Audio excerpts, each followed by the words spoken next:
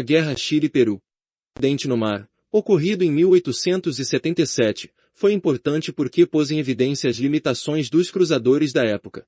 Tendo o monitor peruano Oscar se envolvido em atos de pirataria, foi ele interceptado pelo cruzador inglês HMS Shah. Apesar da enorme superioridade do cruzador sobre o monitor no que diz respeito à artilharia, o cruzador dispunha de 18 canhões, sendo 2 de 10 polegadas e 16 de 6 polegadas. O encontro não foi conclusivo, devido à baixa velocidade inicial dos canhões do Shah, que usavam pólvora negra como propelente. Seus projetis não conseguiram penetrar a couraça de 4 de ferro forjado do navio peruano, mesmo com tiros disparados a queima-roupa.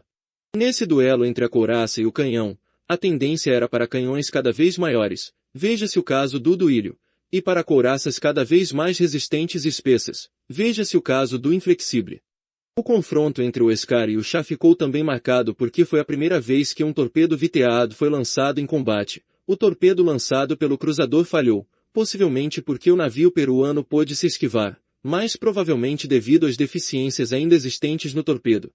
O Oscar, de volta mais tarde ao controle do governo do Peru, representou um papel relevante na Guerra do Chile contra o Peru e a Bolívia, 1879-82, em que o poder naval foi içado de maneira intensa. Em 1879, o Oscar e o encouraçado Independência, da frota peruana, enfrentaram a chalupa chilena Esmeralda e a chalupa Cavadonga. O Independência foi levado a encalhar pelo Cavadonga e bombardeado até se transformar num casco sussobrado, e o Oscar afundou o Esmeralda. Com o resultado de ação, foi suspenso temporariamente o bloqueio de Iquique pelos chilenos. Em outubro do mesmo ano, o Oscar foi atacado por 2 navios chilenos, o Blanco Escalada e o Almirante Cochrane. Depois de uma batalha heroica, rendeu-se, quando não dispunha de mais do que um canhão funcionando. Estava sem leme e estavam fora de combate cerca de 3/4 de sua tripulação. Depois de extenso trabalho de reparos, o Oscar, agora avorando o pavilhão chileno, enfrentou em 1880 monitor peruano Manco Cápac numa batalha sem qualquer resultado para um dos lados. O primeiro êxito em combate de um torpedo autopropulsado não tardaria a chegar. Na extremidade mais remota do Mar Negro, em Batum, enfrentavam-se russos e turcos. O comandante russo, Almirante Makarov, vinha tentando atacar os turcos usando torpedeiras armadas com o torpedo Harvey, sem nenhum resultado. Somente com a chegada dos torpedos Viteada, a situação iria mudar. Os torpedos e seus dispositivos de lançamento foram colocados em 2 barcos especialmente preparados para isso. Em 1878, eles atacaram e afundaram um vapor turco de 2.000 toneladas, lançando os torpedos a uma distância de apenas 80 jardas.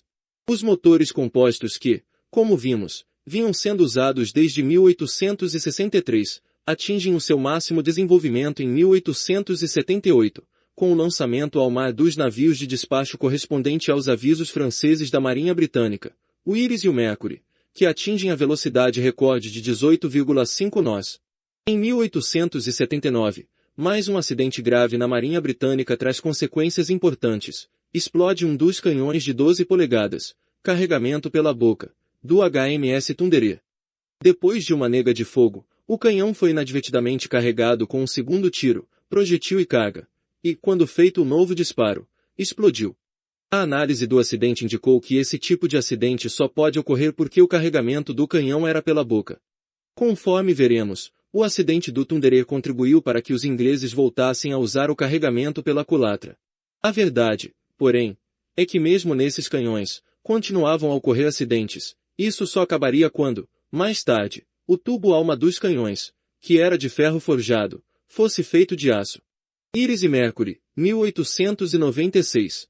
Navio de despacho Ingles, Foch JPS, 1898. Em 1879, é lançado o submarino HMS Resurgam, projeto do padre da Igreja Anglicana Garret.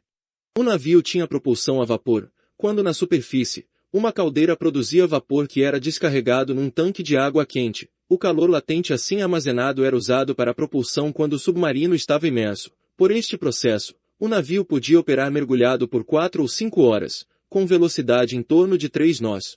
Usava tanques de lastro que lhe davam uma pequena reserva de flutuabilidade. Mergulhava com auxílio de hidroplanos. Foi um total fracasso, tendo afundado durante as provas de mar.